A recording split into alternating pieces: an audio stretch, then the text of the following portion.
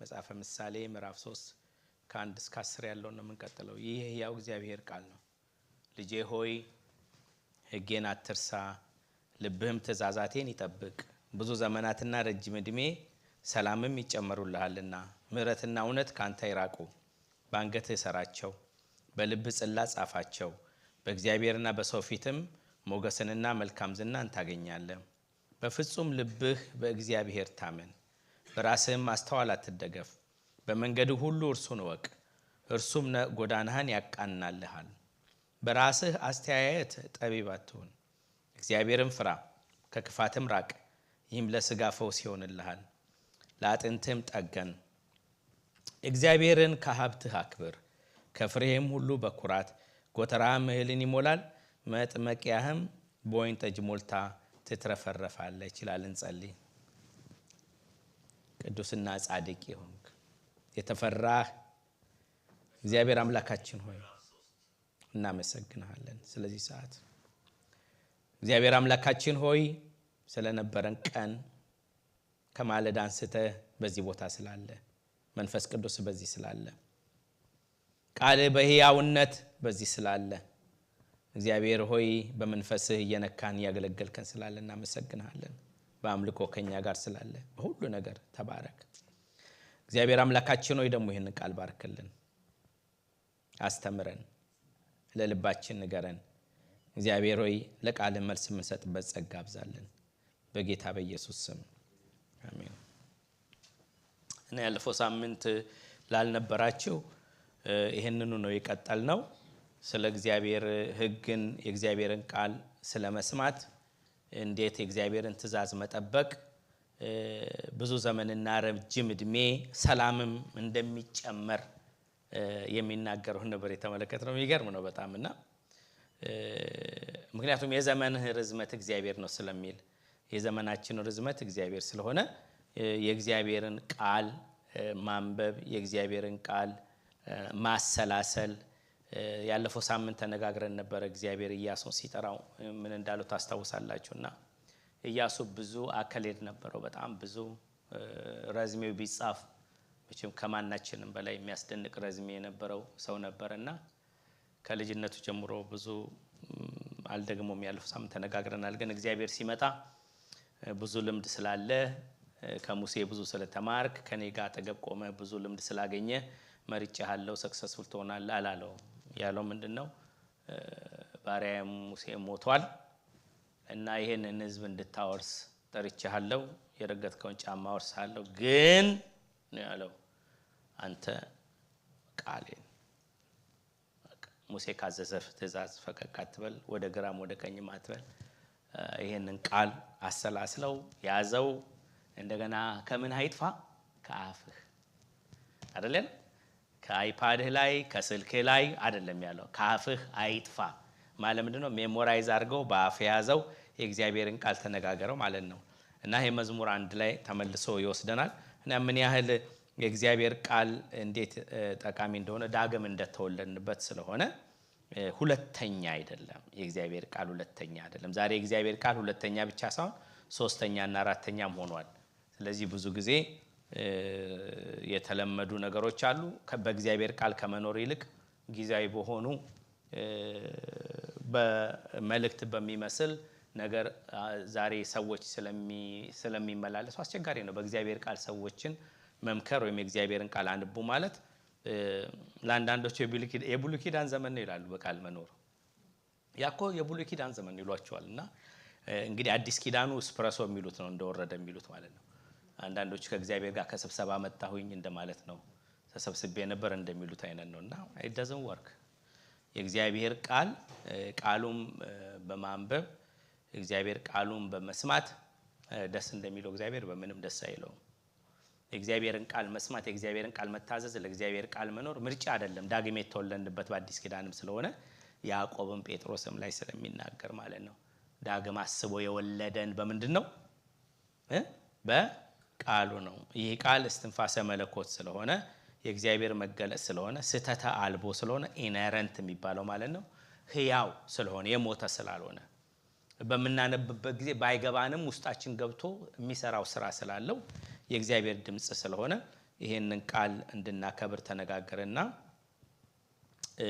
ይሄንን ቃል ለሚያነቡ ሰዎች ቃሉን ለሚያሰላስሉ ሰዎች ቀኑን ሙሉ ቃሉን ለሚያስቡ ሰዎች ለነሱ ብዙ ዘመንና ረጅም እድሜ ሰላም ይጨመርላቸዋል። በጣም ከሚገርማቸው ነገር በአዲስ ኪዳን ላይ ብቻችን እንዳንደክም የብሉይ ኪዳን ሰዎች ብቻቸውን እንደደከሙ እንዳንደክም ጌታ መንፈስ ቅዱስ ተሰጠንና ጳውሎስ በኤፌሶን 5 ላይ ተናገረ። ዘመኑን እንድንዋጅ ሞኞች እንዳንሆን ጥበበኞች እንድንሆን።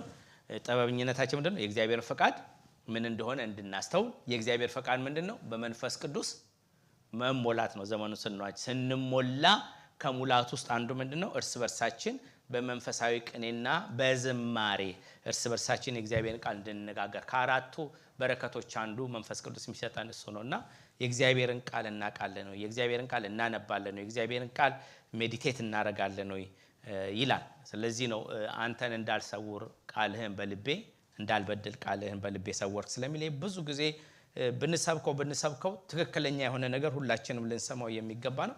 የህይወታችን ሰላምና በረከት መጨመር ብቻ ሳይሆን የህይወታችንም የቤተ ክርስቲያንም ባለስልጣን የእግዚአብሔር ቃል ነው።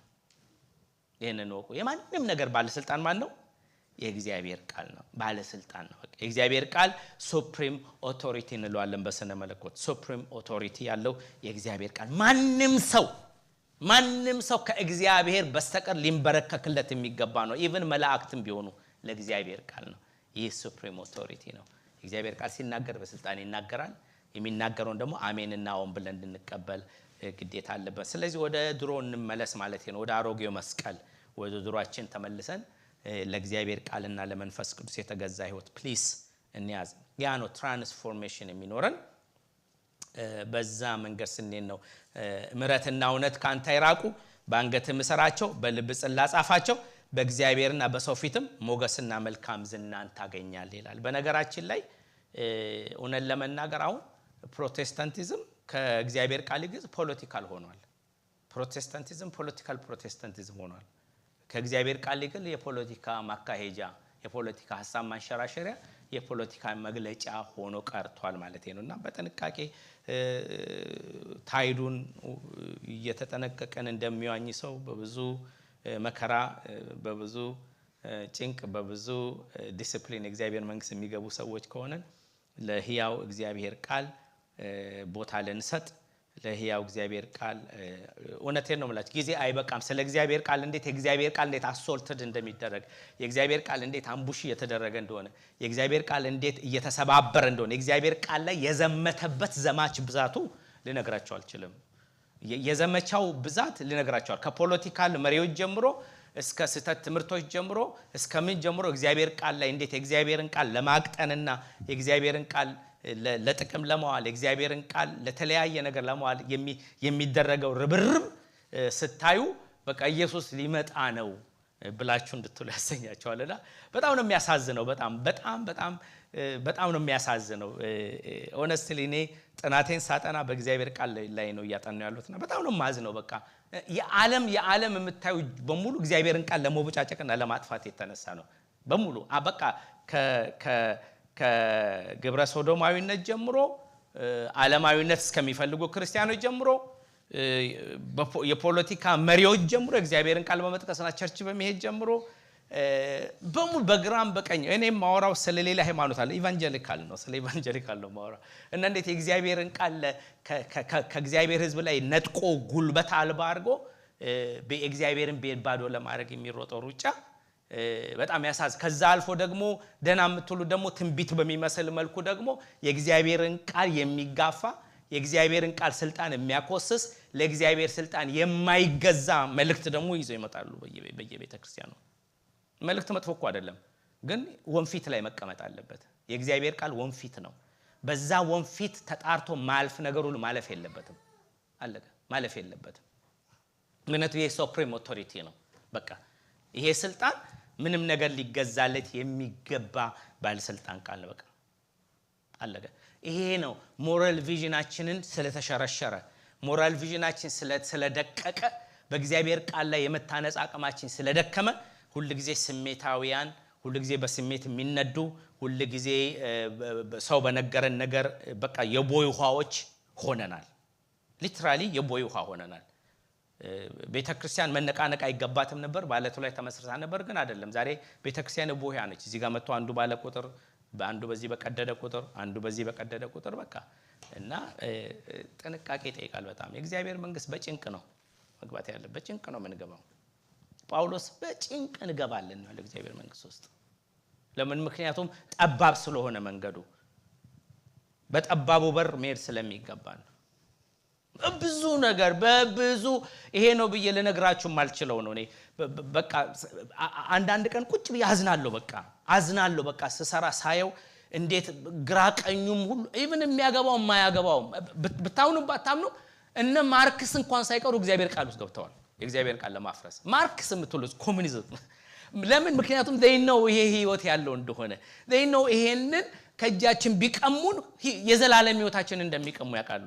ይሄንን እንድንንቅ ቢያረጉን እግዚአብሔርን እንደናቅንና በረከት እንዳጣን ያውቃል ሰይጣን ያውቃል። ስለዚህ ሰይጣን በመደው በተለያየ ውስጥ ለውስጥ ነገር ነው የሚያጣው። በቃ አንዳንድ ጊዜ ሉኮርም ያረጋናል፣ ያደነዝዘናል፣ በእንቅልፍ ይመታናል፣ ለእግዚአብሔር ቃል ቦታ እንዳንሰጥ ያረጋናል፣ ባይብል ስተዲ እንዳናጠና ያረጋናል፣ ልምዳችን ብቻ ይዘን እንድንሄድ ያረጋናል፣ ቋንቋ ይሞላናል፣ ጎበዝ ነን ስንናገር፣ ግጥም ገጣሚዎች ነን። እሱ አይደለም ኢምፖርታንት፣ እሱ አይደለም። እኔ ሰባኪ መሆን አይደለም ኢምፖርታንት፣ ፓስተር መሆን አይደለም። ግን እግዚአብሔርን ቃል እኖረዋለሁ ወይ? ሞራል ቪዥን አለኝ ወይ? የእግዚአብሔር ቃል በኑሮዬ ይገለጣል ወይ? የእግዚአብሔር ቃል ይታያል ወይ የሚለው ነገር ነው ኢምፖርታንቱ። ዳግም የተወለድኩበት ስለሆነ የማይጠፋ ዘር ስለሆነ ወገኖቼ፣ ጴጥሮስ እኮ በገናናው ክብር በዛ ቦታ ላይ በተራራ ላይ ኢየሱስን ባዩት ጊዜ ከእግዚአብሔር ጋር ሲነጋገር ነው። ሙሴና ኤልያስ በነበሩ ጊዜ ነበር አይደል? እዚህ ጋር ድንኳን እንስራ ባለ ጊዜ መልሶ እኮ ጻፈው። ከዛ በገናናው ክብር እዛ የምወድ ልጅ የሚለው ያንን ገናና ክብር አይተን ነበር አይደል ያለው። ግን ከዛ ትንቢትና መልእክት ይልቅ ይሄንን ሰው በጨለማ የሚያሰው ኩራዙ ነፋስ እንዳያጠፋው ተጠንቅቆ እንደሚሄደው ይሄንን ቃል ምን ትላላችሁ? ተጠንቅቃችሁ ትይዛላችሁ ይሄንን ቃል። ምክንያቱም ትንቢት በሰው ፈቃድ አልመጣም። ይህ ትንቢት በእግዚአብሔር ፈቃድ ነው የመጣው። በቃ ንፋሱ ሊጠፋ እንዳለ ኩራዝ ነው የምትይዙት የእግዚአብሔርን ቃል፣ ላለማስነካት፣ ላለማስነጠቅ፣ ለስጋ፣ ለዓለም፣ ለጠላት ላለመንጠቅ፣ በራሳቸው መንገድ ለሚተረጉሙ ላለመንጠቅ ጥንቃቄ ይዛችሁ የእግዚአብሔርን ቃል እያጠናችሁ እግዚአብሔር የሚለው ምንድነው? እኔ የምለው አይደለም፣ እግዚአብሔር የሚናገረው ምንድነው? መልእክቱ ምንድነው? አንድ መልእክት ከሆነ ያለው ያንን መልእክት እንዴት ነው የማገኘው? እግዚአብሔር ማን ነው? እግዚአብሔር እንዴት ነው የማቀው? በቃሉ እንዴት ነው? ሴሌክቲቭ በመሆን አይደለም። እሺ እንኮይ ለቃሚ በመሆን አይደለም። የሚመቸንን ብቻ በመልቀም አይደለም። the whole counsel of God's word ይባላል። the whole counsel ከሀ እስከ ፐ ከመጀመሪያ ጀምሮ ና እስከሚለው ድረስ ይሄንን ነው። ይሄንን ስንይዝ እግዚአብሔርን ስናከብር መንፈስ ቅዱስ በውስጣችን መስራት ይጀምራል። መንፈስ ቅዱስ በውስጣችን መለምለም ይጀምራል። የዛን ጊዜ ለእግዚአብሔር መኖር እንጀምራለን።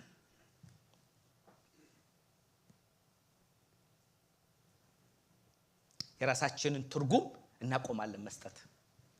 እግዚአብሔር የሚለው ይሄ ነው ሳይሆን እኔ የሚመስለኝ ሳይሆን እግዚአብሔር ይሄን ተናግሯል አቆማለሁ የሚል ነገር እናመጣለን። ለቃሉ ስንገዛ ማለት ነው። ይሄ ላይፍ ታይም የሆነ ቻሌንጃችን ነው ሁላችንም።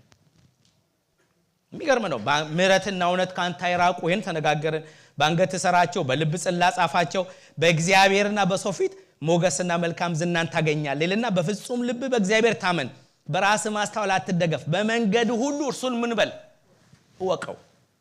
የእግዚአብሔርን ፈቃድ እንዴት ነው ምን ለየው የሚለው ደግሞ ሌላ የእግዚአብሔርን ፈቃድ እኮ ዛሬ ለመለየት እኮ ኡነን ለመናገር ከሆነ እኮ ኢንዶር መሄድ ነው የቀረን። ኢንዶር ሳኦል ኢንዶር ሄዶ ንገረኝ እስቲ ምናምን ብሎ ሳሙኤልን አስነስታ እንደነገረችው እሱ እኮ ነው የቀረናው። የእግዚአብሔርን ፈቃድ ለመፈለግ እግዚአብሔር ቃል ላይ አጥነተና በእግዚአብሔር ትራንስፎርም ከሆነ እንትን ስማ በለው ነው የምንፈልገው።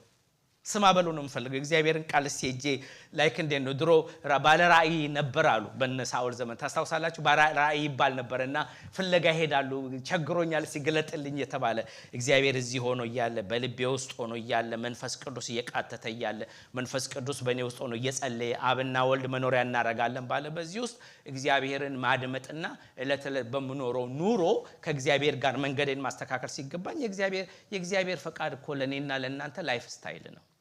የእግዚአብሔር ፈቃድ እኮ ዋንስ እና ዋይል የምንፈልግበት ጊዜ የምናገኘው ነገር አይደለም። የእግዚአብሔር ፈቃድ ላይፍ ስታይል ነው። የእግዚአብሔር ፈቃድ ላይፍ ስታይል ነው። የእግዚአብሔር ፈቃድ ደግሞ የትናንትናም ነገም አይደለም፣ አሁን ነው። አሁን እንዴት ነው የምኖረው? ዛሬ ራይት ናው። ትናንት አልፏል፣ ነገ የኛ አይደለም። ግን አሁን እንዴት ነው የምኖረው? እግዚአብሔር እንዴት ነው መንገድ የለ እግዚአብሔር አደራ የምሰጠው? ታማኝ ነው እግዚአብሔር? ይታመናል እግዚአብሔር? በምንድነው ማቀው መሄድበት መንገድ የእግዚአብሔር መንገድ መሆኑን?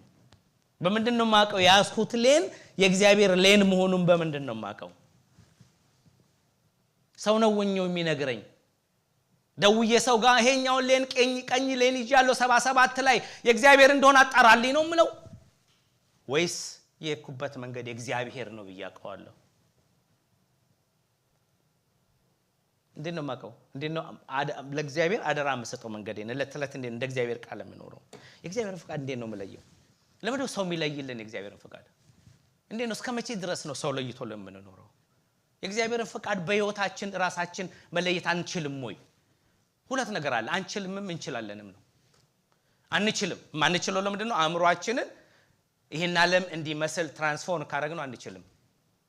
ነገር ግን ይሄንን የእግዚአብሔር ቃል ይሄን ዓለም ሳንመስል ነገር ግን ትራንስፎርም ምን ሆነ እንደ እግዚአብሔር ቃል በመንፈስ ቅዱስ አእምሮአችንን ምናስለውጥ ሆኖ ሮሜ 12:1-2 ያለፈው ሳምንት እንደተመለከተነው በአእምሮአችሁ መንፈስ ተለወጡ እንጂ ይሄንን ዓለም አትምሰሉ።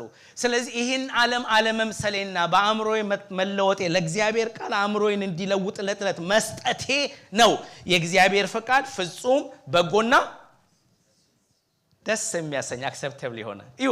የእግዚአብሔር ፈቃድ መሆኑ አይደለም የማደርጋቸው ነገሮች እግዚአብሔር ደስ የሚያሰኙ ፍጹም የሆኑና በጎ መሆናቸውን ማወቅ የምችለው ሰው ስለሚነግረኝ አይደለም። አእምሮዬን በእግዚአብሔር ቃል ሳስገዛ አእምሮዬን በእግዚአብሔር መንፈስ ትራንስፎርም ማድረግ ሲጀምር ዲሰርን ማድረግ ጀምራለሁ። ምክንያቱም ሞራል ቪዥን ይቀየራል። ሞራል ቪዥን ምን ማለት ነው? ሞራል ልንገራችሁ። ከዚህ በፊት ሁሌ ነው የምላችሁ። ከአንድ ሰው ጋር ቁጭ ብላችሁ ስትነጋገሩ የመጀመሪያ 10 ደቂቃ የምታወራው ወሬ ሰውየው የትግያ ወይም ሴትየዋ ወይም እህታችን ወይ ወንድሞቻችን የቱ ጋር እንደቆሙ ማወቅ ካልቻላችሁ ራሳችሁ ትቸገራላችሁ ማለት ነው። ሞራል ቪዥናቸው የቱ ጋር እንደሆኑ ምን ያህል የእግዚአብሔር ቃል ምን ያህል አእምሮአቸውን ለውጦታል፣ ምን ያህል ኢንፎርም አድርጎታል የእግዚአብሔርን ቃል የሚለውን እንዲታያላችሁ ማለት ነው። ሲምፕሊ ምን ያህል ተለውጧል ሰው ብላችሁ የምትሉት በሚነጋገረው ንግግር ነው። ለምን ምን እናገራቸው ነገሮች ትራንስፎርም ምን ያህል ትራንስፎርም እንደሆነ ያሳያሉ። ይሄንን ስል ቤተክርስቲያን ስንመጣ ጭንብላችንን ለብሰን እግዚአብሔር ይመስገን በሚለው ስንነጋገር አይደለም። ራሳችንን ለቀን ጋርዳችንን ለቀን በመናወራው በመናገረው በመናገኘው ግጭት ላይ ሳቅ ላይ ጠብ ላይ ምን ላይ ሰርፕራይዝ በማንሆነው ነገር ላይ የምናደርጋቸው ነገሮች ምን ያህል ትራንስፎርም እንደሆነን ያሳብቃሉ። ያንን መለወጥ አንችል። መለወጥ የምንችለው ሰፕሬስ በማድረግ አይደለም፣ ወደ እግዚአብሔር ቃል ጋር በመምጣት እንደ እግዚአብሔር ቃል ለመሰራት ስንሞክርና ትራንስፎርሜሽኑ አእምሮአችን መንፈስ መለወጥ ስንጀምር የዛን ጊዜ አእምሮአችን መለወጥ ሲጀምር አስተሳሰባችን ሼፕ ያዘ ለእግዚአብሔር ለክርስቶስ ኢየሱስ የማይገዛው ፓርት እየተሰበረ ለክርስቶስ ኢየሱስ የሚገዛው ፓርት ብቻ እየወጣ ሰብዱ እየተደረገ በሚሄድበት ጊዜ የምናስባቸው ሐሳቦች የእግዚአብሔር ሐሳቦች ይሆናሉ። በእግዚአብሔር ደስ ይበልህ የልብህን መሻት ይሰጣል የሚባለው ለመኪና አይደለም የኔ ወንድሜ ነህ። የሚባለው ለቤት አይደለም፣ የሚባለው ለዕቃ አይደለም። የልብህን መሻት ይሰጣል ማለት ምንድነው? በእግዚአብሔር ደስ የሚል ከሆነ የልብህን መሻት እግዚአብሔር ከሆነ እግዚአብሔር ራሱን አብስቶ ይሰጣል ነው። ልድገምላችሁ። በእግዚአብሔር ደስ ይበልህ ማለት የልብ መሻት እግዚአብሔር ከሆነ እግዚአብሔር ራሱን አብስቶ ይሰጣል። የልብ መሻት ምንድነው? እግዚአብሔር ስለሆነ ክብር ለእግዚአብሔር ይሁን። የልብ መሻት እግዚአብሔር እንጂ ዕቃ አይደለም። እግዚአብሔር ዕቃ ችግር የለበትም። ስለዚህ እየተጣመመ እየተሰበከ ነው። ስለዚህ የልብ መሻት እግዚአብሔር ሰጥ እግዚአብሔርን ሞር ፈልገዋለሁ ስንል እግዚአብሔር ደግሞ ሞር አቬለብል ነኝ ይላል። ለሚፈልጉኝ እገኛለሁ። ወደ እግዚአብሔር ቅረቡ እግዚአብሔርም ወደ እናንተ ይቀርባል፣ ዲያብሎስም ከናንተ ይሸሻል። ስለዚህ ዲያብሎስን እግዚአብሔር ጋር ሳንቀርብ የሚናከሰውን ውሻ ጥፋ ከዚህ ብትሉት እግዚአብሔር የታለ ይላል አጠገብ የሚከለክለኝ። ለምን ነው የሚሸሸው? የሚያስፈራኝ ነገር የለም እኮ ድዴን የሚመታኝ ጥርሴን የሚሰብረኝ ነገር የለም ለምን እንደምሸሸው አለቅህም ይላል በኢየሱስ ስም አይሰራም እንደዛ እኮ የሚሰራው ወደ እግዚአብሔር ቅረቡ እግዚአብሔርም ወደ እናንተ ይቀርባል ዲያብሎስ የዛን ጊዜ ከናንተ ለምን እንደው ታውቃለህ ጥርሱን የሚሰብረው አጠገባችን አለ ክብር ለእግዚአብሔር ይሁን ይሄ ነው የልብን መሻት ማግኘት በመንገዳችን ሁሉ እግዚአብሔርን ማወቅ መመለስ ፈጥኖ በመንገድ እንዴት ነው የምትማሩት ሂንድ ሳይድ ይባላል ለምሳሌ ወደ ኋላ ሄደን የተሳሳትንባቸው ነገሮች መመልከት ለምን የተሳሳትኩት መንገድ የቱ ጋር ነው የሳትኩት የቱ ጋር ነው በውሳኔ ትክክል ያልነበርኩት እንዴት ነው ማስተካከለው እንዴት ነው መማረው ከኋላ ብለን ያስተካከለ ሰው ሻርፕ እየሆነ እንመጣለን ማለት አያችሁ ከራሳችን እየተማረን እንመጣለን ማለት ነው ልክ ነው አሁን ወደ ቤት ሲሄድን ያው በ485 ቤት እና አንድ ሰዓት ቢፈጅብኝ እንዴ ለምንድን ነው አንድ ሰዓት የፈጀብኝ ይሄ ማሰብ አለብኝ ምክንያቱም በ77 ሜር ሲገባኝ በ485 ስለዚህ የሚቀጥለው ጊዜ በ485 አልሄድም በ77 ሜር ስለዚህ ከታረቁ አስተካክሉ መጣው ማለት ነው እግዚአብሔርም እንደሱ ነው እግዚአብሔር ፊት ስንመጣ ከወደ ኋላ ሄደን እግዚአብሔር ምንድነው ካስተሳሰቤ እግዚአብሔርን ይመስሉኝ የበደልኩት ምንድነው ለምንድነው የመሰለኝ እመኑኝ ብዙ ነገሮችን እግዚአብሔርን ስንበደል ነሰሰል እግዚአብሔርን ጠልተን አይደለም መስሎን ነው ለምን ነው የሚመስለን ምክንያቱም አእምሮአችን ስላልተለወጠ ነው አእምሮአችን በእግዚአብሔር ቃልና እግዚአብሔርን በሚመስል ነገር ስላላስለወጥ ነው የሚያስበው አሳሰብ ከእግዚአብሔር ተቃራኒ ነው ግን ላይታወቀን ይችላል ያ ምን ነው የምናደርገው ወደ ኋላ ሄደን ስለነው ጽፈነው ያንን ያስተካከለን ወደ እግዚአብሔር ጋምተን በእግዚአብሔር አልታመንኩም ማለት ነው በመንገድ ሁሉ እግዚአብሔርን አላወቅኩትም ማለት ነው እግዚአብሔር መዳረሻ ብቻ አይደለም እግዚአብሔር መንገድም ነው እሺ ሰዎች እንደሚያስቡት እግዚአብሔር መዳረሻ ብቻ አይደለም ወደ እግዚአብሔር ቤት እንዲስትሉ ከእግዚአብሔር ጋር ነው የምንሄደው ወክ የምናደርገው ከእግዚአብሔር ጋር ነው እለት በየደቂቃው በየሰከንዱ ከእግዚአብሔር ጋር ነው እንድንሄድ የተባለው ወገኖቼ ይሄ በጣም ብዙ በዘመናችን በሙሉ ስትራግል የምናደርግበት ነው በዘመናችን በሙሉ ግን የኢየሱስን ደም እየጠራን ከኢየሱስ በኢየሱስ ደም እየጸዳን ከእግዚአብሔር ጋር እውነት ሆነን እየሄድን መንገዳችን ያስተካከለን እያማረብን ይሄዳል ክብር ለእግዚአብሔር ይሁን ምክንያቱም ደሙ አቬለብል የሆነው ለዚህ ነው መንገዳችንን ለማጽዳት ወደ እግዚአብሔር በእውነት ለመቅረብና ከእግዚአብሔር ጋር ጉልበታም ሆነን እንድንሄድ ነው ወገኖቼ ይሄ የሚገርም ነው በጣም አዲስ ኪዳን ላይ ሄዱና እዩት የእግዚአብሔር ፈቃድ እንዲህ ነው የእግዚአብሔር ፈቃድ ለእናንተ እንዲህ ነው የእግዚአብሔር ፈቃድ ማመስገን ነው የእግዚአብሔር ፈቃድ መቀደስ ነው የእግዚአብሔር ፈቃድ በዘመናችሁን መዋጀት ነው እንዲህ ያለ እየደጋገመ ይነገራል ምንድነው የእግዚአብሔር ፈቃድ ለተጠራንበት ዓላማ መኖር ነው የተጠራነው ለምንድነው እግዚአብሔርን ለማክበር አለ ቃራን ነጥብ የተጠራነው እግዚአብሔርን ለማክበርና በእግዚአብሔር ደስ እንዲለን ነው ዛሬ ስንት ሰው በእግዚአብሔር ደስተኛ ነው ብዙ ሰው አይደለም ነው የሚባለው ለምን ደስተኛ እንደማንሆን ታውቃላችሁ ምክንያቱም ስንመጣ የተሰበከልን ስብከት በእግዚአብሔር ደስ እንዲለን አይደለም እግዚአብሔር ዕቃ እንዲሰጠን ነው እግዚአብሔር ቤት እንዲሰጠን ነው እግዚአብሔር መኪና እንዲሰጠን ነው እግዚአብሔር ጤንነት እንዲመልስልን ነው የተነገረን ይሄ ነው እምነት ካለ እንዲሆን ስለዚህ ኦሬዲ ትራንዛክሽናል ነው ስንመጣ በትራንዛክሽን የመጣ ነው ወገኖቼ እግዚአብሔር ምንም ማድረግ የለበትም እግዚአብሔር ከሚጠበቀው በላይ አድርጎልናል ክብር ለእግዚአብሔር ይሁን እግዚአብሔር አንድያ ልጁን በመስቀል ላይ ለኔና ለናንተ ዋይቶ ከኩነኔና ከሞት አድኖናል እግዚአብሔር ይባረክ አክብሮናል ክብር ለእግዚአብሔር ይሁን ከመላእክትም በላይ የሆነ ይወሰተናል እግዚአብሔር ይመስገን ማንንም እንዳይከሰን ማንንም እንዳይንቀን ማንንም እንዳይጠለን በሰውም በመላእክት የተጣልነው እኔና እናንተን እግዚአብሔር መረጠ እግዚአብሔር ይባረክ ነው ያዕቆብ ላይ የዓለም ድሆችን መረጠ እግዚአብሔር ተስፋን እንዲወርሱ አይልም ነገሩ ዛሬ በገንዘብ ቢሆን እግዚአብሔር ቤት የሚገባ በገንዘብና በሀብት ቢሆን እነ ቢል ጌት ገብተው እኔና እናንተ ቆመን ለማኞች ነበር ምን ሆነው አይደለም እግዚአብሔር ግን ደስዋል የዓለምን ድሃ እኔና እናንተ ደካማውን የተጣለውን ሁላችንም ለመምረጥ እግዚአብሔር እኛን በልጁ በኢየሱስ ክርስቶስ ደም መረጠን እግዚአብሔር ቤት ውስጥ ስንመጣ ተደርጎልን የመጣ ነው እግዚአብሔር እንዲያደርግልን አይደለም የተደረገልን ሰዎች ነን ግን እግዚአብሔር በዚህ ውስጥ አይባርክም ይባርካል ወደ እግዚአብሔር ስንቀርብ እግዚአብሔር ወደኛ ሲቀርብ ብዙ ሰላም ብዙ ረፍት ብዙ ፈውስ ብዙ ነፃነት እግዚአብሔር ቤት አለ የተቀበላችሁ ነው ደስተኞች ነን ወይ በእግዚአብሔር ደስ ይበል እኮ ነው ደስተኞች ነን ሆነስትሊ ነው ቅሬታ አለብን እግዚአብሔር ላይ እግዚአብሔር ይሻላል ወይ ነው ከሰፈሩስ ካለ ጠንቋይ የሰፈሩስ ጠንቋይ ይሻል ነበር ከእግዚአብሔር ምክንያቱም የፈለገውን ስለሚሰጥ ታዲያ ጠንቋዩ ጋር መሄድ ነው ጀበናና ሲኒ ከሆነ የምንፈልገው እዛው ጀበናና ሲኒያችን ጋር መቀመጥ ነው። እኛ ግን የሞተልን ጌታ አለ፣ የዘላለም ሕይወት አለን። ምንም ነገር ባይኖረን አሁን ምንም ነገር ባይኖረን የዘላለም ሕይወት አለን። ክብር ለእግዚአብሔር ይሁን። ይሄ ቤት ላያችን ላይ ቢናድ ምንም የምናጠፋው ጊዜ የለም። የቀሩ ሰዎች ቴሌቪዥን አንተን ያጣብቡታል እንጂ እኛ እንደሆነ ቀድሞ ካደረክልን በላይ ያን እየዘመርን ነው። ምንም በኢየሱስም እንዳትሉ ማለት የለም። ወደ ክብር ነው የምንሄደው። ክብር ለእግዚአብሔር ይሁን። አንዳንድ ሰው ይላል ክብር ነው ተመለሱ ብንባል አንመለስም። ብዙ ሰዎች እንቢ ነው የሚሉ ተመለሱ ሲባል ያን የክብር ጌታ ሲያዩት ያንን የክብር ቦታ ሲያዩት እግዚአብሔር እንዴት መላእክት እንደሚያመልኩት እንዴት እንደሚያሸበሽቡለት እንዴት በቃ በፐርፌክሽን እግዚአብሔር እንዲያመልኩ ስታያሉ በጣም ነው ደስ የሚለው። ያ ቦታ ነው እግዚአብሔር ያዘጋጀልን። እግዚአብሔር ደብቆ ሰውሮ ለኔና ለናንተ እግዚአብሔር ይወዳቸዋል። ሁላችንም በነፃነት እርሱን እንድናከብር ከእርሱ ጋር እንድንኖር በሱ ደስ እንዲለን የእግዚአብሔር በጎ ፈቃድ ነው። እመኑኝ ማንንም ሰው ሐዘንተኛ ሆኖ እንዲኖር የእግዚአብሔር ፈቃድ አይደለም። ይሄንን ስል በመድር ላይ ሐዘን የለም ማለት አይደለም። ይሄንን ስል መከራ የለም ማለት አይደለም። ግን ልንገራችሁ ከእግዚአብሔር ጋር እስከሆነ ድረስ ሐዘኑን መከራውን በላይ ቆመን እንሄዳለን። አውሮፕላን በአየር ላይ እንደሚበር ከእግዚአብሔር ጋር እንበራለን። ክብር ለእግዚአብሔር ይሁን። ምክንያቱም እንደ ልዩ ደስታ ስለምንቆጥረው በመንገዳችን እግዚአብሔርን ማየት ማሰብ፣ ለእግዚአብሔር ቅድሚያ መስጠት፣ የእግዚአብሔርን ፈቃድ ዲሰርን ማድረግ። ይሄ ደግሞ ትራንስፎርሜሽን ይጠይቃል። ከዛስ ማስተዋል ይጠይቃል። ማየት መመካከል ይጠይቃል።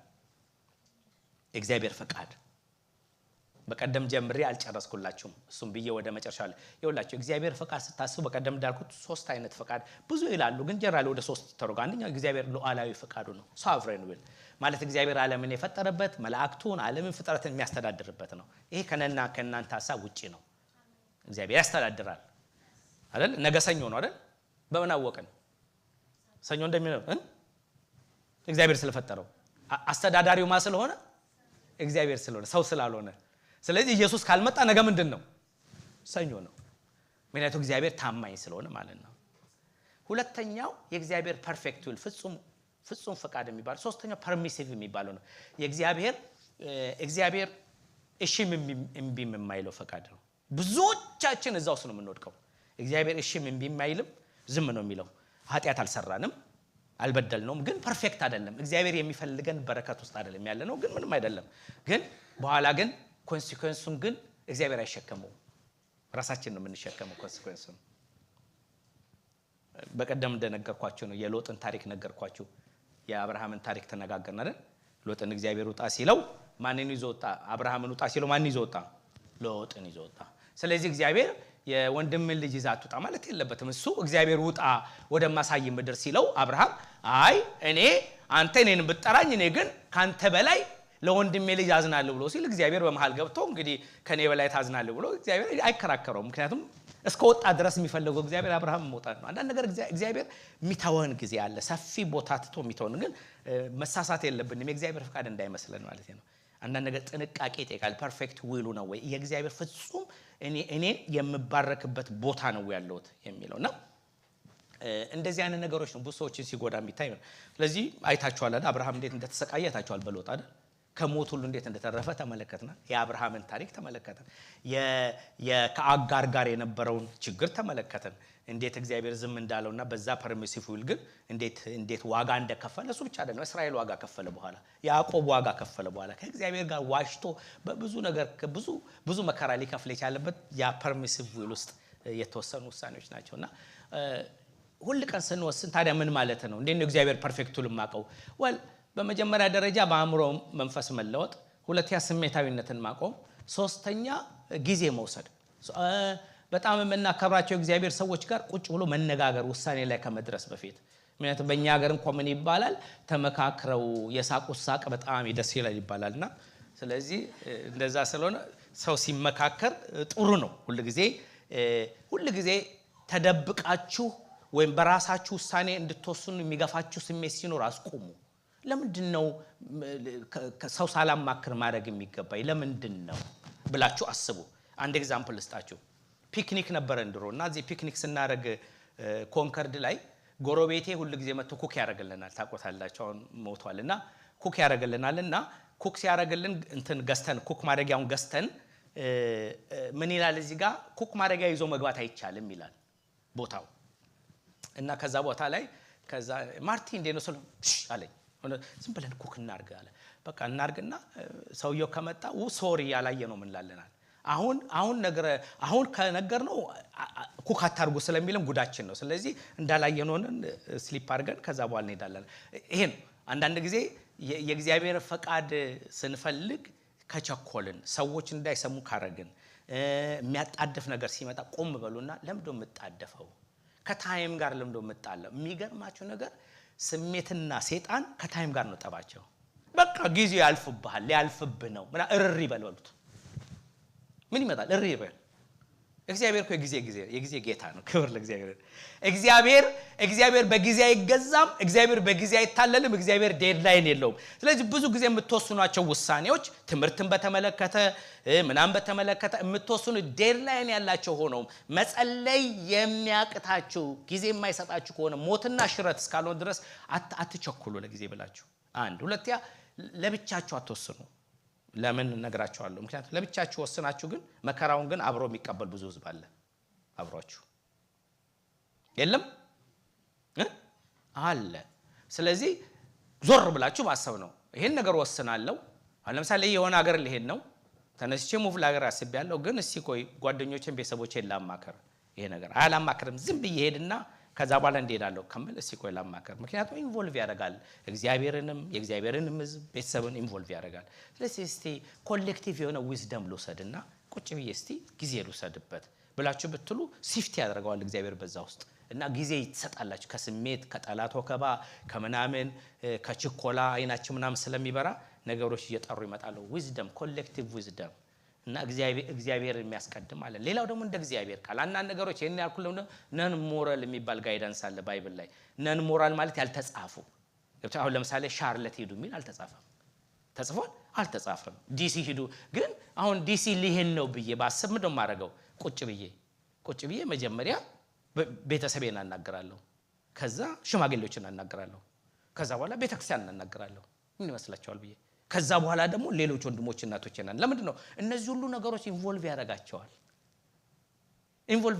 ሁሉንም የኔ ሙቭ ማድረግ ኢንቮልቭ ያደርጋቸዋል መተው መጠየቅ አለባቸው እግዚአብሔር አይበል የሆነ ነገር ይመጣ እየነዱ መምጣት አለባቸው ሁሉ ሰዓት የለባቸው ቢቸገረኝም ይደርሱ በመልካሙም ሆነ በምን ኢንቮልቭ ያደርጋል ሰውን ስለዚህ አንዳንድ የምንወስነው ውሳኔ እኔ ብቻ እንዳትሉ ብቻችሁን አትኖሩም ብቻችሁን ልትሞቱ ይችላልላችሁ ግን ይዘን የምንሄደው ብዙ ነገር አለ አብረን ትክክል ነው አብረን ይዘናቸው የምንሄዳቸው ነገሮች ላይፍ ታይም ላይ ሁሉ ቀን አስቡ እኔንም ባረግ እንዴት ነው ዙሪያዬ እንዴት ነው ኢንቮልቭ የሚሆነው በምን አይነት ሁኔታ ነው ዙሪያዬ እንትን የሚቸገረው እግዚአብሔር ምንድነው የሚያስበው ብለን እንደዚህ በዊዝደም ቁጭ ብለን ጊዜ ወስደን የምናረክ ከሆነ በብዙ ነገር ሰክሰስፉል እንሆናለን በጣም በብዙ ነገር ከስሜታዊነት ኢምፖልሲቭ ከሆነ ነገር እንቆጠባለን ኢምፖልሲቭ ደግሞ ሌላው አንዳንድ ጊዜ በጣም ደስ ስለሚለን ብቻ ልባችን ስለዘለለ ብቻ አይደለም አንዳንድ ጊዜ ይሄ ነው እንደ ሹገር የሚዘሉ ነገሮች አሉ ቷቷቷ ብሎ ለሶስት ቀን ሲቀሩ ዌር ኦፍ የሚያደርጉ ነገሮች አሉ ዌት ቁጭ ብለን ነው አይታችኋል አንዳንድ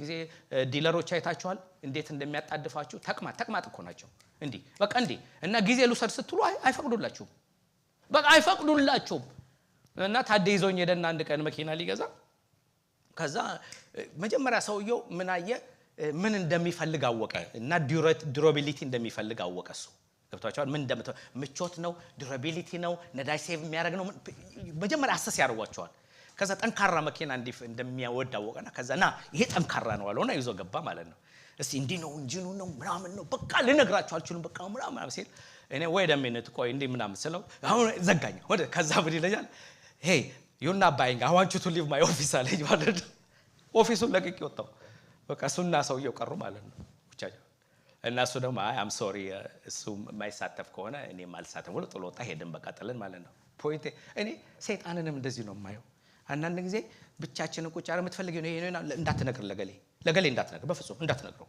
ለዘሌ እንዳትነግረው ኖ ለገሌ እንዳትነግረው አንተ ብቻ ምን መሰል ማን ይላል ግን በኋላ እኮ አስቡ መንገድ ላይ ጎማ ቢፈነዳ ምናምን ምን ጠራቸው እኮ አንነግራቸው ያልናቸው ሰዎች ነው ልክ ነው ቢቸግረን ማን ጋር ነው የምንሄደው የቅርብ ሰዎቻችን ጋር ነው ስለዚህ ምን ልላችሁ ፈልጌን እግዚአብሔርም እንደዛ ነው ፐርሚሲቭ ውሎች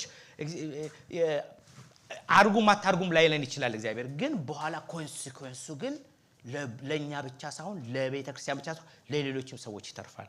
ስለዚህ የምንወስናቸው ሜጀር ውሳኔዎች ላይ አንዳንድ ነገር ላይ ማሰብ አጠገብ ያሉ ሰዎች እንዴት ነው አፌክት የሚሆኑት ዙሪያዬ እንዴት ነው አፌክት የሚሆነው ቤተሰቤ እንዴት ነው አፌክት የሚሆነው ገባችሁ እኔ አሁን አውስትራሊያ ሙቭ ባረግ እንዴት ነው መተው የሚያዩኝ እንዴት ነው መተው በደስታዬ ጊዜ የሚካፈሉት ምናምን የሚለው ማሰብ ይጠይቃል። አገባኝም እኔ ለራሴ ነው ለራስ አትኖርም እኔ እናት ይቅርታ አድርጎልኝና ኢቭን ቀብርም የሚያምረው ዘመድ ሲኖር ነው አይደለም ተሳስቻለሁ አዎ ምክንያቱም ሴሌብሬሽን ነው ሰው ወደ ገታ እንኳን ሲሄድ ሴሌብሬት ነው የሚያቀው ሰው ሲኖር ደስ ሲል አቤት ሲያመልክ ደስ ሲል ሲዘል ደስ ሲል አቤት ጌታን እንዲሆን ነው መባሉ ራሱ ክብር ነው ክብር ለእግዚአብሔር ይሁን። ስለዚህ እንደዚህ እግዚአብሔርን በመንገዳችን ያወቅን ስንሄድ ከእግዚአብሔር ጋር የተጣበቀ ስንሄድ እግዚአብሔርም የእግዚአብሔርን የሚወደውን ነገር ማየት እንጀምራለን ከእግዚአብሔር ጋር እንሄዳለን ማለት ነው። የሚገርማችሁ ነገር ምን ይላል በራስ አስተያየት ጠቢብ አትሁን ይላል። ይሄንን ብዬ ወደ እንትሉ ልይ ጠቢብ አትሁን ምን ማለት ነው? ጠቢብ ለምን ነው በራሳችን አስተያየት ምን ነው? ብዙ ጊዜ እናውቃለን ስለምንል ብዙ ነገር እናውቃለን ብዙ ነገር እኔ አዋቂ ነኝ አንዳንድ ሰው ይላል እኔ ራሴን በጣም ነው ማቀው ትክክል ነኝ ምናምን ይላል ልታቅ ትችላለህ ከእግዚአብሔር በላይ ግን አይደለም።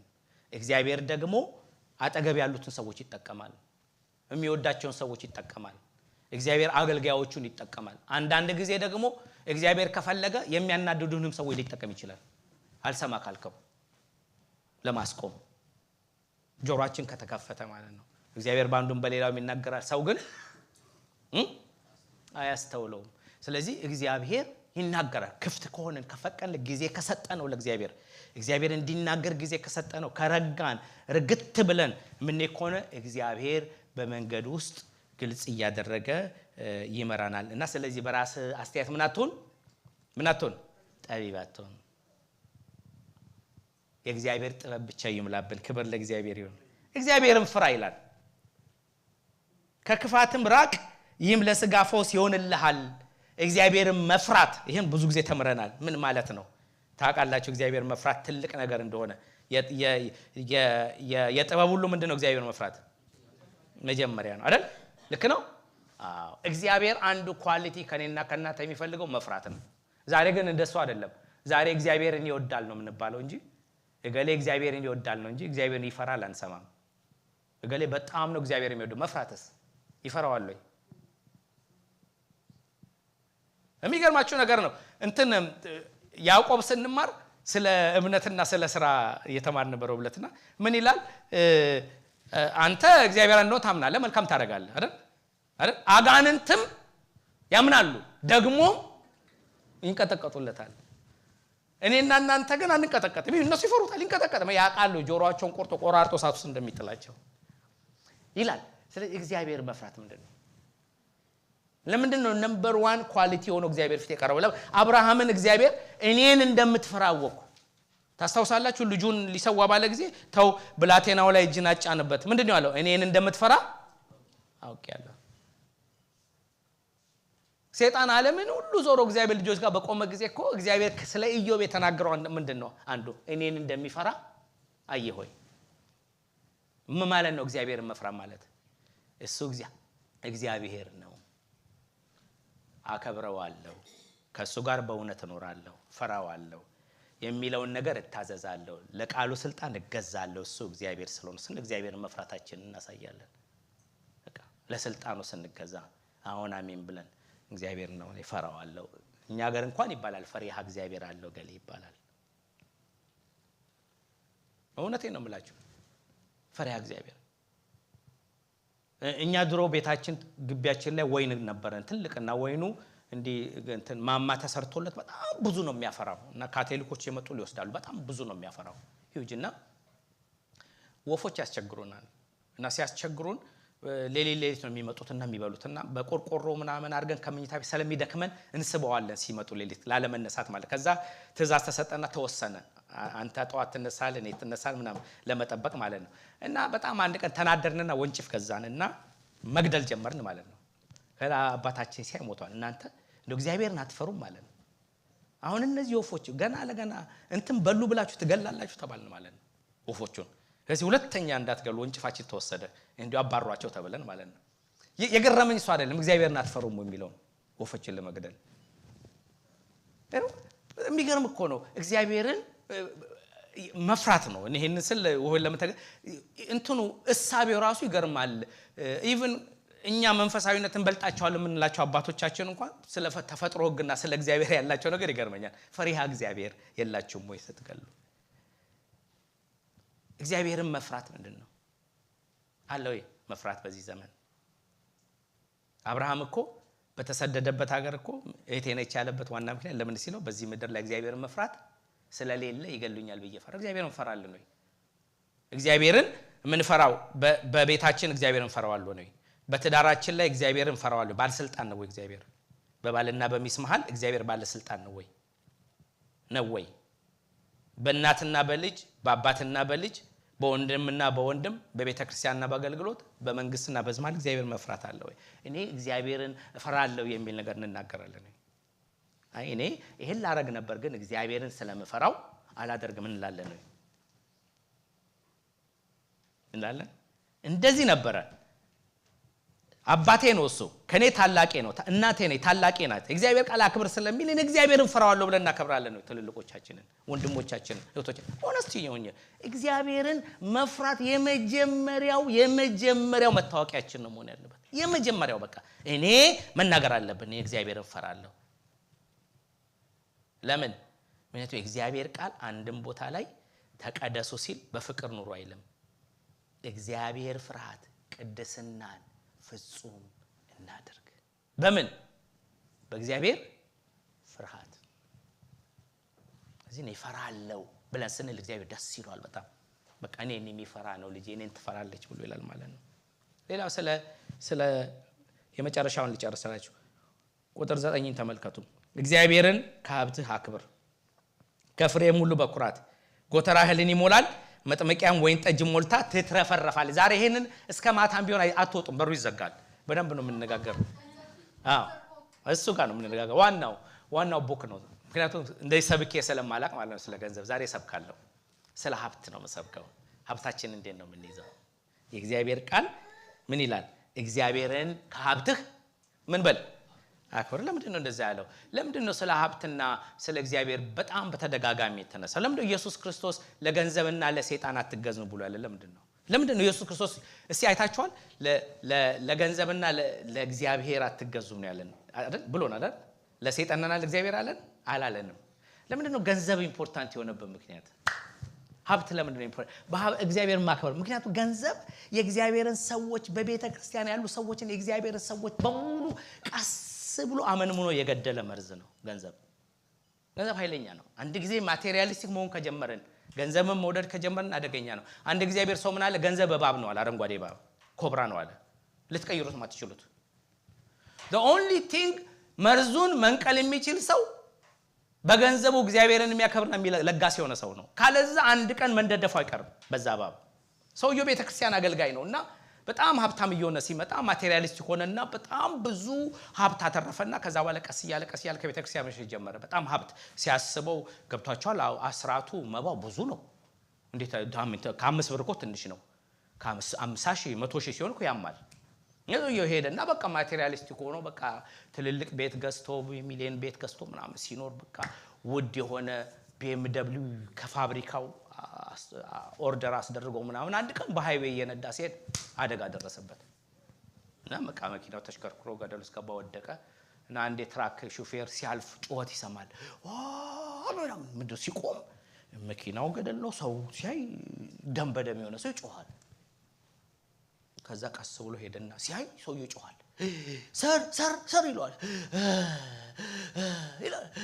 እንደዛ ያቃሰተ ማይ BMW ይላል። በጣም ግራ ገብቶ ሰው ሰር ይለዋል። አንተ ለBMW ነው የግራጅ እኮ የለም እኮ ደም እየፈሰሰ ነው ይለዋል። ዞር ሲል የግራጅ ማይ ሮሌክስ ዋች ብዙ ብር ነው የገዛውበት 10 ሺህ ብር። አንዳንድ ጊዜ መኪናውም ሮሌክስ ዋቹንም ነው ከስጋችን የሚያስመርጠን ይላሉና ምን ለማለት ነው? ባለጠግነት የሀብት ብዛት አይደለም። ከነ ቢል ጌትና ከነ ኤሎን መስክ እግዚአብሔር ቤት ያሉ በትንሹ እግዚአብሔርን ያከበሩ ሰዎች ሀብታሞች ናቸው በእግዚአብሔር። ምክንያቱም ኢየሱስ ክርስቶስ ታስታውሳላችሁ ተዳሯን የሰጠችው ሴትዮ የተናገረው ያላትን የሰጠችው ኢየሱስ ስጡ ይሰጣችኋል የተትረፈረፈ የተጨመቀ የተጨቆነ የሚገርም ነው በጣም ለሚሰጥ ሰው የተጨቆነ አሜን እናንተ ሰፍራችሁ ትሰጣላችሁ እግዚአብሔር ግን ትምትም አድርጎ መጥቶ ጨቆኖ ነው በዛ በሰጣችሁት እንትን ላይ ግን ደምድሞት ነው በቃ በደም የሚሰጣችሁ የተትረፈረፈ ለምን እግዚአብሔር ልግስናን ስለሚወድ የቆሮንቶስ ሰዎች አብያተ ክርስቲያናት የሜቄዶንያ አብያተ ክርስቲያናት ይወላችሁ ሜቄዶንያ ማለት አሁን የግሪኩ አካባቢ ተሰሎንቄ የሚሉት ኤሪያ ማለት ነው የሜቄዶንያ አብያተ ክርስቲያናት በጣም ደሃ የሆኑ ራቁታቸው የሚሄዱ ሰዎች ናቸው የዛን ጊዜ በጣም የመጨረሻ የድህነታቸው መሬት መንካት በጣም የሚያሳዝን ነው በቃ ልብስ የላቸው ጫማ የላቸው ክርስቲያኖች የመጨረሻ በቃ ምስኪን ዳዎች ናቸው እኛ ሀገር ቡጢቹ ደሃ እንለዋለን በቃ በጣም ምስኪን የሆነ ጳውሎስ ምን አለ ለሜቄዶንያ አብያተ ክርስቲያናት ስለተሰጣቸው ጸጋ እንድታውቁ ፈልጋለሁ ስለተሰጣቸው ጸጋ ተቀብሏል ጸጋ ስጠን ብለው ደሃነን ምን ሰጠው የለንን ግን ጸጋ ስጠን ብለው ምንድነው አለ የድህነታቸው ጥልቀት ይሄ ነው የሚባል አይደለም ሁለተኛ ቆሮንቶስ 8 አንብቡ ይደና የባለ ጥግነታቸው ከፍታ ግን የሚገርም ነው እንዴት ይገናኛል የድህነት መሬት መንካት የባለ ጠግነት ከፍታ ምክንያቱም በሀብት ብዛት አይደለም ባለ ጠግነት እግዚአብሔርን ከማክበር ጋር የሚሄድ ስለሆነ አንድ ሰው ሀብታም ሊሆን ይችላል ግን ባለ ጠጋ ላይሆን ይችላል ለምን እንደዚህ ምለው ምክንያቱም የሚገርማችሁ ነገር ሀብታሞችና ትልልቅ ገንዘብ የሚያገኙ ተማሩ ሰዎች ስቲል አሁን ቤተክርስቲያን እንዳነቋት ነው ስቲል እንደታነቀች ነው ለምክንያቱም ብዙ ብር ስለሚሰጡ ብዙ የተማሩ ብዙ ገንዘብ ስለሚያገኙ የፊት ወንበር ያገኛሉ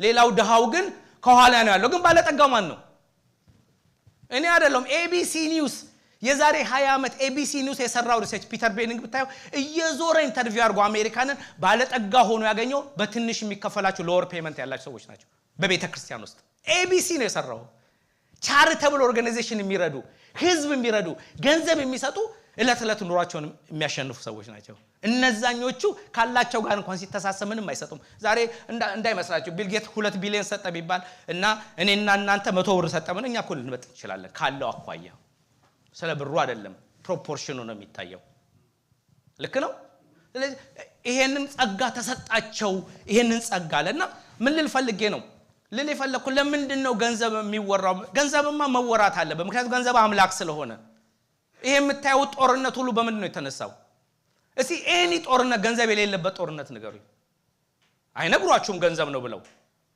ግን በውስጥ ለውስጥ ግን ገንዘብ ነው ለምንድነው ዩክሬን ዛሬ የተገዳደለ ሁሉ ህዝብ የሚያልቅበት ለምንድነው አፍሪካ ውስጥ ያሉ የነዳጅ አካባቢ በሙሉ ርግማን ነው የሚባለው ለምንድነው ዳይመንድ ያለበት ቦታ ላይ ሰላም የሌለው መሪዎች ሁሉ የሚገዳደሉት ለምንድነው ሰሊጥ ያለበት ቦታ ላይ ሁሉ ጊዜ ጦርነት የሚሆነው ለምንድነው እህል ያለበት ወርቅ ያለበት ቦታ ላይ ሁሉ ጦርነት የሚኖረው ግን አይነገረንም አይደል የሚነገረን ግን ሌላ ነው ያለመስማማት ነው አይደለም it's money ገንዘብ ለምን እንዴ እኔ ሀገሬን ስለምወድ ነው ሀገር የሚመራው ሲል እኔ አልቀበልም ለምን እንደማልቀበል ታውቃላችሁ እንደኛ እግዚአብሔር የዘላለም ሕይወት እንዳለን ያውቅ እንኳን እንዴት ነው የምንታገለው የዘላለም ሕይወት ምንም ነገር ሳይኖረው እንዴት ራሱን ሰው ጥቅም ሳያገኝ ዓለም ሁሉ ይሄ ነው ገንዘብ ነው ሀብት ነው ስለዚህ ጴጥሮስ ማን ነው ያዕቆብ ምን አለ ያዕቆብ 2 ላይ በክብር ጌታ በኢየሱስ ክርስቶስ ፊት ያለውን እምነት ለሀብታሞች በማድላት አትያዙ በተክርስቲያን ውስጥ አትያዙ እግዚአብሔር የዘላለም ሕይወትን እንዲወርሱ የዓለም ዶችን አልመረጠም ወይ ለምንድነው እንዲህ ያለበት ምክንያቱም ቤተክርስቲያንም ራሱ ባለጠጎችን አይደለም የምትፈልገው ሀብታሞችን ነው የምትፈልገው I'm sorry ለምን ምክንያቱም ገንዘብ ስላላቸው ፕሮሚነንስ ቦታ ስለሚፈልጉ ለምን በእግዚአብሔር ፊት ሁሉም እኩል ነው በእግዚአብሔር ፊት ሁሉም የዘላለም ሕይወትን የወረሰ ነው በእግዚአብሔር ፊት ሁሉም ሰው ሞቷል ኃጢያትን ሰርቷል ከእግዚአብሔር ክብር በታች ወርዷል ሁሉም አለው የለውም ዋናው ግን የሚታየው ለእግዚአብሔር በሚሰጠው ሕይወት ነው ልክ ነኝ ስለዚህ እንዴት ነው እግዚአብሔር የምናከብረው ምንድነው እግዚአብሔርን ማክበር ማለት በብሉይ ኪዳን እቺን ብዬ ጨርስላችኋለሁ አይ ነው አንድ ጊዜ እንሰብኬ ሶርዳ አንድ ሰው ስለ ገንዘብ ልንሰበክ አልመጣንም ማለት ኦኬ ካልመጣ አትምጣ እዚህ ቸርች እንግዲህ በ7 ዓመት አንዴ ስለ ገንዘብ ብንናገር ሊቆረቆረ በየቀኑ የሚናገሩ አሉ ሄዳችሁ ለምን አትካፈሉ ያያሬ ስንት ናቸው የሚጠይቋችሁ ቸርቾች አሉ ስንት ብር እንደሰጣችሁ ለማየት ሆነስትሊ እኛ አንድ ቀን 10 ሰጡ ብለንም አናቀም ከፈለጋችሁ ስጡ፣ ካልፈለጋችሁ ሰጡ። ቤቱ እግዚአብሔር ነው። ምክንያቱም በገንዘብ አይደለም የምንኖረው፣ በጸጋ ስለሆነ አይደለ? እግዚአብሔር እናንተን ብራችሁን ሳይሆን እናንተን ስለሆነ የሚፈልጋችሁ። እውነት አይደለም? የኮቪድ ጊዜ ብር አስራት ሰብስበናል? ንገሩኝ። ያሁሉ ጊዜ አልሰበሰብንም። ለምን አልሰበሰብነው? ሰው እየተራበና እየተጨነቀ እንዴት ነው ቤተክርስቲያን ገንዘብ የምትሰበስበው? ፕሪንሲፕል ነው። ግን ስለ ገንዘብ ልምጣላችሁ ማለት አይጠቅም ማለት አይደለም። በብሉይ ኪዳን ምንድነው የብሉይ ኪዳን? እቺን ብዬ ጨርሳለሁ። አዳምጡ በደንብ፣ አይዟችሁ፣ በደንብ ተመልከቱ። ብሉይ ኪዳን እንዴት ነው እግዚአብሔር የሚሰጠው? በብሉይ ኪዳን ስንት ነው የሚሰጡት? በብሉይ ኪዳን 10% መስት ነው። እሺ 10%። ሁለተኛ በ3 ዓመት አንድ ጊዜ ለመበለቶች ባለሌላቸው እናቶች፣ ለድሃ አደጎች እና ለስደተኞች በ3 ዓመት አንዴ 10% ያወጣል ህዝቡ። 10% ቤተ መቅደስ በራፍ ላይ ቦታ አለ፣ ይዘረግፉታል፣ ያመጡና የእስራኤል ህዝብ በሙሉ ለምን ነው የሚዘረግፉት? መበለቶች፣ አዛውንቶች እና ድሃዎችና ስደተኞች በየቀኑ መጥተው እንደ ግሮሰሪ የሚያስፈልጋቸውን ይዘው ይሄዳሉ። 10% በስንት? በ3 ዓመት። ስለዚህ በአመት ስንት ፐርሰንት ማለት ነው? 3%። 10 እና 3 13.3 ልክ ነው። ኦኬ። ከዛ በኋላ ደግሞ እንደገና ከእህላቸው የበኩራቱን እህል ሲዘራ የበኩራቱን ይዘው ይመጣሉ እግዚአብሔር ቤት። የበኩራቱን የመጀመሪያውን በኩራት እግዚአብሔር ነው የሰጠኝ ብለው ልክ አሁን የበኩር ልጅ ሲወለድ መጀመሪያ ማህፀን የከፈተ እግዚአብሔር እንደሆነ ያንን ይዘው ይመጣሉ። ካልኩሌት አድርጉልኛል ስንት እንደሆነ አናውቅም። ሶስተኛ ካጨዱ በኋላ እህሉን የመጨረሻውን ቃርሜ አይነካም። ሩት ለዚህ ነው ስትቃርም የነበረው፣ አይነካም። እንደ ሙልጭ ተደርጎ አይቆረጥም። ምክንያቱም አታሳፍር፣ መበለቶችን ድሃ አደጎችን እና ስደተኞች እንዳታሳፍር ይላል። ስለዚህ እህል የበኩሩን ይሰጣል። እንደገና ደግሞ የተወሰነውን ፓርት የመጨረሻውን እንዳለ ይተውላቸዋል። ለማን ነው የሚተው? ለመጻተኞች እንዲበሉ። አራተኛ የጸጋ ስጦታ ደግሞ ይባላል። ቤተ መቅደስ ሪፈርቢሽ ሲሆን ቤተ መቅደስ መስራት ሲፈልጉ አንዳንድ ነገር መስራት ሲፈልጉ ህዝቡን አምጡ ይሏቸዋል። ወርቅን፣ ብር ምናምን አንዳንድ ጊዜ ተከምሮ በቃችሁ እስኪባሉ ድረስ ይሰጣሉ። ልንገራችሁ አንድ እግዚአብሔር ሰው ካልኩሌት ሳደርገው አለ 43% ነው አለ የሚሰጡት የብሉይ ኪዳን ሰዎች 43%። ያ በህግ ነው፣ ያ በህግ ዘመን ነው። የህግ ስጦታ ነው ያ። በአዲስ ኪዳን ስንመጣ ጸጋ ተሰጣችሁ፣ የጸጋ ስጦታ ተሰጣችሁ፣ በተነ ሰጠ ለምስኪኖች፣ ጽድቁ ለዘላለም ይኖራል። ከሚቀበል ይልቅ የሚሰጥ ምንድነው? የተባረከ ነው፣ ብፁዕ ነው። ለምን እንደዚህ ተባለ? ምክንያቱም በሰጣችሁ ቁጥር የተትረፈረፈ የተጨቆነ እግዚአብሔር ይሰጣችኋል። ሉቃስ ላይ ይላል እግዚአብሔር ይሰጣል። እግዚአብሔር በልግስና የሚሰጠውን ምን ይላል? ይወዳል። ስለዚህ ነው በማኩረፍ አትስጡ ምንለው። አንዳንድ ሰው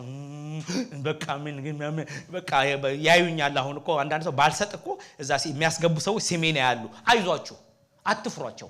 እንኳን አዩ ካልሰጣችሁ ማልሰጣችሁ ራት የጸጋ ዘመን ነው። ለምን አልሰጣችሁ ከሆነ ካልተሰማኝም በሉ፣ እያኮረፍኩ መስጠት ስለማልፈልግ ነው በሉ። አይዟችሁ፣ እውነቴን ነው የምላችሁ። ምክንያቱም እግዚአብሔር ቃል አኩርፋችሁ አትስጡ ስለሚል። ለምን አልሰጠም? እያኮረፍኩ ስለሆነ አልሰጠም። አንድ ቀን ደስ ይለኝ እሰጣለሁ።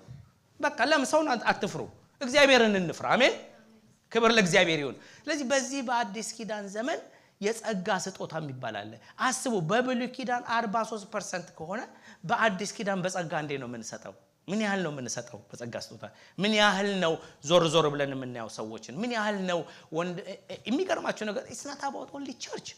ለምሳሌ እግዚአብሔር ቃል ያዕቆብ ላይ ወንድምህ ተርቦ ወንድምህ ታርዞ ሂድና እሳት ሙቅ ትለዋለህ፣ እሳት ሙቅ ትለዋለህ ወንድምህ። አንዳንድ ጊዜ እኮ በጣም የቸገራቸው ሰዎች የጸሎት ርዕስ እኮ የሚያቀርቡልን እኮ እያፈሩ ነው። እኛ አንድ ዘመዳችን አንድ አትላንታ ሰርግ ነበረብንና በጣም ምግብ አልቀርብ ብሎ ሰው ሲርባቸው ጊዜ እህታችን ወላሉ ጸግያሉ አያንዴ መስሪው እኮ ስፓጌቲ እንዴት ይጣፍጣል አሉ ሲል ከጎን ይርቧቸዋል፣ ይዘናቸው እንሄዳለን። ከዛ ቀስ ብለን ጠርቦታ አሁኑ ብለን ይዘናቸው ሄደ ሌላ ቦታ ጋበዝና አንዳንድ ጊዜ የምናቀርበው የጸሎት ርዕስ እኮ አንዳንድ ወገኖች ይጸልዩልኝ ምናምን ሲሉን እኮ ስለሚያፍሩ ነው ገንዘብ ስጡኝ ብለው አይደል? ምክንያቱም ነገ ደግሞ ለማይ ምናምን ተብለ እንዳንሰደብ ማለት ነው። ልጁ እናቱም ሁሉ ቀን ብስክሌት ግዢልኝ ይላል፣ አትገዛለትም። ብስክሌት ግዢና አይገዛለት። ከዛ አንድ ቀን እንጸልይ ስትል ተንበረከከ። እግዚአብሔር ሆይ ብስክሌት ስጠኝ፣ እንዲህ አይነት ብስክሌት ነው እግዚአብሔር ሆይ።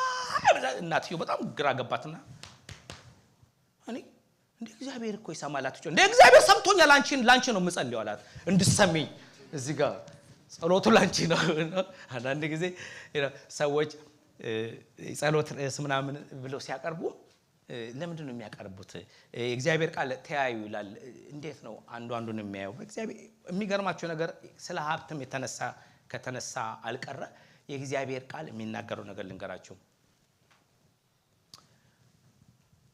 ያዕቆብ ላይ እውነተኛና ንጹህ አምልኮ ይሄ ነው ወላጅ የሌላቸው ልጆች አዛውንቶችንና መበለቶችን አሮጊቶችን መጎብኘት ራስን ከዚህ ዓለም እድፍ መጠበቅ እውነተኛው አምልኮ ይሄ ነው ብልጥግናችን እዚህ ጋር ነው ያለው አባትና እናቶቻችንን መንከባከብ መጠየቅ ችግረኞችን መጎብኘት አይናችን ጆሮአችንም የተከፈተ መሆን በልግስና መኖር እግዚአብሔር በልግስና የሚሰጠውን ይወዳል እግዚአብሔር ለጋስ ስለሆነ እግዚአብሔር ለጋስ ነው ማለት በጣም ለጋስ ነው እግዚአብሔር በጣም ሰጪ ነው አንዳንድ ጊዜ በብሉይ ኪዳን ለሌዋውያን ተብሎ ነስቂያስ ጊዜ ለሌዋውያን ብቻ ገንዘብ አምጡ ተብሎ ተከምሮ ተራራ ሆነ ምን እናርገው ይሄን ህል ይላሉ ምክንያቱም የሚያበራየውን በሬ አፉን አትሰጥ ተብሎ ስለተጻፈ ለሌዋውያን ተብሎ ተከምሮ ግራ ገባቸው ንጉሶይ ምን እናርገው አሉ ክምሩ በጣም ተራራ ሆነና በቃ ልቀቁት እየመጡ ይብሉ አላቸው ለምን እንደዚህ ተባለበት ምክንያቱም ልግስና የእግዚአብሔር ባህሪ ስለሆነ ይሄንን ስለ ለኔ እንድትሰጥኝ አይደለም እኔ እዚህ ቸርች ብዙ አመት አገልግያለሁ በጣም ነው የምወዳችሁ ጌታ ይባርካችሁ ሁላችሁ ነው እኔ ስለኔ አይደለም ማወራው እግዚአብሔር ያለን ይበቃናል እግዚአብሔር መስከን እንኖራለን ከእግዚአብሔር ጋር ስለሱ አይደለም ስለኔና ስለናንተ በረከት ነው የምናገረው በረከታችን እንዳንይዝ ዞር ብለን ወንድምና እህቶቻችን እንድናይ አባትና እናቶቻችን እንድንመለከት ትንንሽ የባለጠግነት ብዙ የብር ጉዳይ አይደል የልብ ጉዳይ ስለሆነ ትርጉም ያለው የልብ ጉዳይ ነው ገንዘብ አይደለም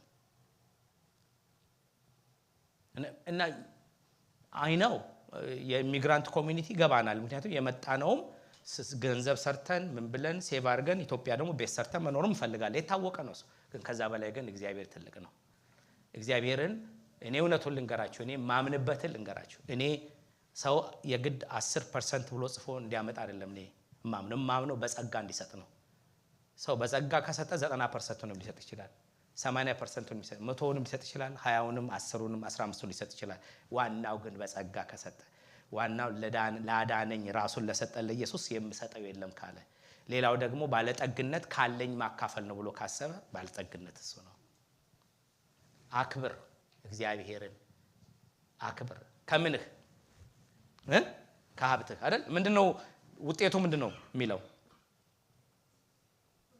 ጎተራህ እህልን ይሞላል መጥመቂያ ወይን ጠጅን ሞልታ ትትረፈረፋለች ስለዚህ እግዚአብሔር ምን አለ ስጥ እንጂ አንተ እግዚአብሔር ይባርካል በቃ የምትሰጥ ከሆነ ሰጪ ኮንክ ምልሄ በእንትና ይሄንን ስል ደግሞ አንዳንድ ጊዜ ልንገራቸው እዚህ ሀገር አሁን በጣም ስለሚቸገሩ ምን ይላሉ ቸርች ውስጥ የምትሰጡ ከሆነ ብር ይላሉ ፑልፒቱን እዚህ ጋር ስማችሁን እንጽፈዋለን እዚህ ላይ ገሌ ሰጠ ብለን በራፍ ላይ ስትገቡ ድንጋዮቹ ላይ ስማችሁ ይጻፋል ይሏቸዋል 100 ብር የምትሰጡ ከሆነ በራፍ ላይ 200 ብር የምትሰጡ ከሆነ ፑልፒቱ ላይ ያሉ ነገሮች ሁሉ ስማችሁ ይጻፋል ሲባል ሰዎች 200 300 ብር ይሰጣሉ ተከፈለን እኮ ማለት ነው በቃ አልተከፈለን ተከፈለን ስማችንን እንጻፍንበት አይደል እንደሱ አይደለም ሲሰጡ የቀኝ ሲሰጥ የግራህ አይወቅ ለሰዎች እንኳን ለገሌ ሰጥቻለሁ አይደለም ግን እኔ ራሳችንን እንድናይ ነው ስለ ገንዘብ ያለን አቲቲዩድ ምን ይመስላል ገንዘብኛን እየገዛን ነው ወይስ ገንዘብን እየገዛነው ነው ገንዘብ እባብ ነው አለ አንድ እግዚአብሔር ሰው መርዙን መንቀል የሚችል ሰው በልግስና የሚኖር ሰው ብቻ ነው ካለዛ ግን ተነድፎ ይሞታል በነገራችን ላይ የግሬት ዲፕሬሽን ከመምጣቱ በፊት የአሜሪካን ፕሬዚደንት በዓለም ያሉ ሀብታሞችን የዌል ስትሪት ጆርናል ትልልቅ የባንክ ሲኢኦዎችን ሰብስቦ ነበር ትልልቅ በዓለም ሰብስቦ ኢኮኖሚ እንዴት እንደሚያድግ ሐሳብ ሲሰጡ ነበር በግሬት ዲፕሬሽን ጊዜ አብዛኞቹ ራሳቸውን ገድሉ ሆምሎሰኑ እስር ቤቱን ያ ስብሰባ ላይ የነበሩት ሁሉ ጠፉ አንድ እግዚአብሔር ሰው ምን አለ አያችሁ አለ የተሸከሙት ኮብራ አለ ነድፎ ገደላቸው ሁሉንም ምንቱ ገንዘብን የሚወድ ሰው በገንዘብ ነው የሚጠፋው ገንዘብን የሚወድ ሰው ከሰው መኖር አይችልም ገንዘብን የሚወድ ሰው ሁሉ ጊዜ ሰው ስለሚበድል ሁሉ ጊዜ አይሶሌትድ ሆኖ ነው የሚኖረው ራሱን የሚሰጥ በልግስና የሚኖር እግዚአብሔር ለኔ ልጁን ሰጥቶኛል ለዚህ ምንም ማልሰጠው ነገር አለ ብሎ ራሱን የሚሰጥ ሰው ግን የእግዚአብሔር ልብ ይዞ የሚሄድ ሰው ግን ሁሉ ጊዜ የተተረፈረፈ ህይወት አለው ሁሉ ጊዜ ይሄ ዲቫይን ፕሪንሲፕል ነው ያ የተተረፈረፈው ግን በገንዘብ ላይ ሆነ ይችላል ግን እግዚአብሔር ያተረፈረፋቸዋል እማኑኝ ለእግዚአብሔርና ለእግዚአብሔር ሰጣችሁ በምንም ታምር ቤታችሁ ሳይተረፈረፍ ልጆቻችሁ ሳይባረኩ ሰላማችሁ ሳይበዛ አትሄዱም ክብር ለእግዚአብሔር ይሁን አሜን ስለዚህ ስትሰጡ ካልኩሌተሩን አቁሙትና ማድረግ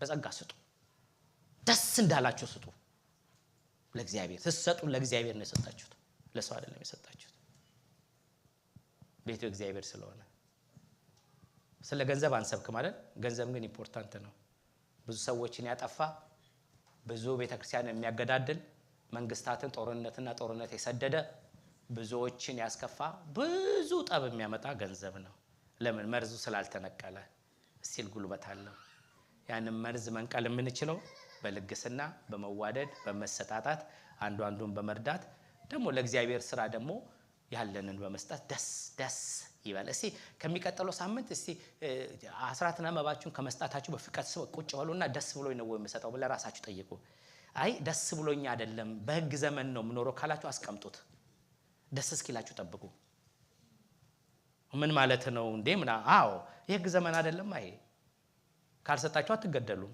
የጸጋ ዘመን ነው የኢየሱስ ዘመን ነው ክብር ለእግዚአብሔር ይሁን አሜን ጸጋ ደግሞ አይበልጥም ወይ ጸጋ አይበልጥም ይበልጣል ስለዚህ በጸጋ ስጡ የተቸገረ ሰው ስታዩ ደግሞ አንተን አትሆኑ ይቅርባችሁ እስቲ ያንድ ቀን ምሳችሁ ይቅር ያንድ ቀን ግሮሰሪያችሁ ይቅር ስጡ ምን አለበት ደስ ይላል ክብር ለእግዚአብሔር ይሁን አዎ እስቲ አይናችን እንድንክፈተና እኛኮ ለጋሾች ነን የለጋሱ የኢየሱስ ልጆች ነን ስቅንቁንነት በኢየሱስ የሚነሳ